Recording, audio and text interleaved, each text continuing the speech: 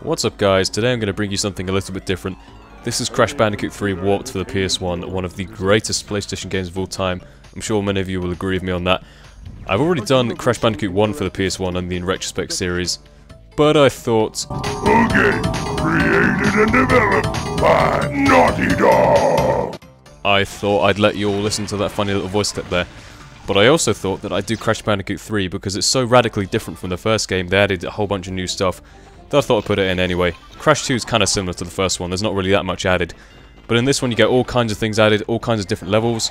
They massively increased the graphics and stuff. Well, not massively, but you can tell there's quite a big difference. Also added stuff like different weapons and stuff available. You can use a bazooka. How awesome is that, a bazooka?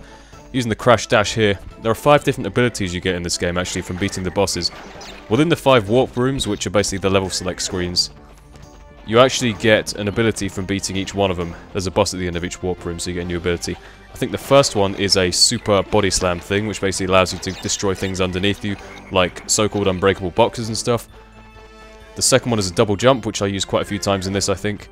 The next is, I believe, it's the super spin, which gives you like a tornado spin thing. You jump up and you keep pressing square, and you basically glide along. You can use this as an attack as well, obviously. Next one is a bazooka, which allows you to fire apples at people from a distance. I say apples, they're actually called Wumpa fruit. They're apples. They're blatantly apples. It says Wumpa fruit. They probably taste like apples. They look like apples, certainly. They're probably apples. But anyways, the game calls them Wumpa fruit. And you can use this bazooka to fire these Wumpa fruit enemies. The final ability you get is the crash dash, which you see me use quite a few times in this. Crash dash, brilliant name. Inspired. Where did they get the idea from? But crash dash is useful for getting the relics, aka the time trials. There are a few different things you can pick up from each level there. That clock there, by the way, if you get that, it allows you to get the time trial. I'm going to interrupt myself again, I forgot what I was talking about, but basically, this is called Egbus Rex, this little mini level here. You get it as a secret in that level I was just in, which is Dynamite. If you get picked up by the second pterodactyl there, you get transferred to this secret level here. There's not really much here apart from Wumpa fruit and this cute little dinosaur. Look at his eyes, he's just so adorable and cute. But he jumps quite a long distance and this is a very fun level to play. But what I was saying, getting back to my point, was that in each of the levels there are certain things to collect on the way. You get the crystals, which are the basic, you have completed this level thing. They're very obvious, you pick them up, it's hard not to get them as you go through a level. The gems, which you get for getting all the boxes in the level, they were from the first game as well. You basically have to get every single box and you get the gem for it. This is a funny little ending here. I think I jump and get killed at the last second, but luckily make it to the platform. But basically, you get a gem for getting all the boxes. There are also some hidden gems which you can get from going to certain hidden locations in levels. On top of that, there are color gems as well. And I think there are 5 color gems, or 6. But basically, there are certain points in levels where you can go on like a death path. I call it a death path because it has like a skull on the platform. If you get to the certain point in the level without dying, or only dying a couple of times, you get to go on this death path thing.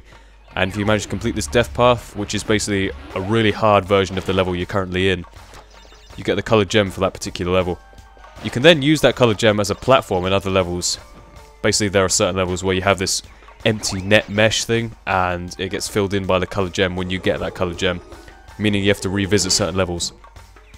But that allows you to get access to other stuff, including boxes and other colored gems and shit like that.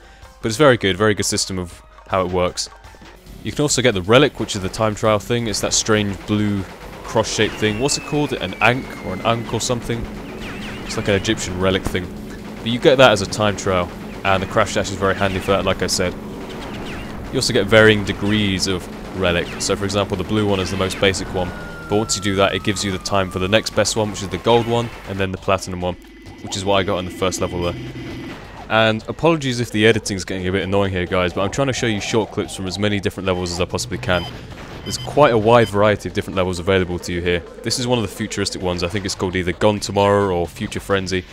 This one's pretty good. Very hard, though. I think my personal favourites are the Egyptian themed ones. I'm going to show you one of those later called Tomb Wader. The infamous Tomb Wader. Anyways, these levels are pretty hard. I have to use the bazooka quite a lot here. I say having to. I'm basically just being lazy and using it just because I don't feel like getting them myself. But this is one of the bike riding ones. I think they got the inspiration here from in the first game, the hog ride levels, where you basically ride on the back of a pig. By the way, back there, I swear to God, a crash just appeared on the side of the road. Was that a glitch or is that actually supposed to happen? Go back and rewind. I think on the left hand side of the road, a Crash Bandicoot just appeared on the side of the road. Anyways, regardless. This is one of the racing levels. I'm not a big fan of these, but I guess it's a good addition to the game, and some people obviously like them, so hey, can't complain. He is a pretty cool dude, that Crash Bandicoot. I have shades just like that. But now I'm going to show you some underwater gameplay. I forget what this level is called. But there are a series of these underwater levels, and I'm not particularly good at these, just because I tend to rush through and just keep pushing through because I'm a very impatient person. But I think they are very good levels once you get the hang of them. Once you've learnt to manipulate the slightly awkward controls and get the hang of the level layouts. Moving out of the way of this little mine here, the eel nearly got me there. I think the eel killed me on my first run of this level, so you see that these are like multiple run things. I'm not going to lie, I died quite a few times doing these because I was really out of practice. But nevertheless, I think this is a very good level. What will the next one be, I wonder? I forget in what order I put these in. We'll wait and see in a second, shall we? But what do you guys think? For those of you who are Crash Bandicoot fans, especially Crash Bandicoot 3 fans, what is your favourite level in all these games? Or, what is your favourite Crash Bandicoot game? Mine will probably be the first one, just because it's the original. And I like the levels like Road to Nowhere. Then again, that was a very basic and simplistic level, so abilities like the bazooka just wouldn't be useful in here. It wouldn't fit, basically. So I'm glad they did what they did with this game. This is Tomb Raider. I was failing pretty bad at this level. I remember as a kid, I always used to dread doing this level on playthroughs, just because I believed it was one of the hardest. It probably is one of the hardest, to be honest, because even here, I nearly died just there. Even playing this at this age, with all this experience in gaming, I'm still struggling to do this one level. But I don't think it's that hard once you get the hang of it. You just need to avoid the water, obviously. Get your timing right on the jumps and stuff. But I always kind of feared that level. It's funny how you have these levels that stick in your mind. That was a death path there, by the way, that platform. It's funny how you have all these things stick in your mind from childhood gaming. You think, oh yeah, that level, I remember that one. There's a nice little jump here, by the way. Jump, spin, save from the water there. Moving on to the next clip, which is the final boss of the game, Dr. Neo Cortex. He's the main villain in these Crash Bandicoot games. Though I believe in the newer ones you actually partner up with him, which is where I just said, no, not having it. Not going to have Cortex as an ally, not playing this game. Apparently they are good though, so you guys let me know if they are. But this is the final boss of the game.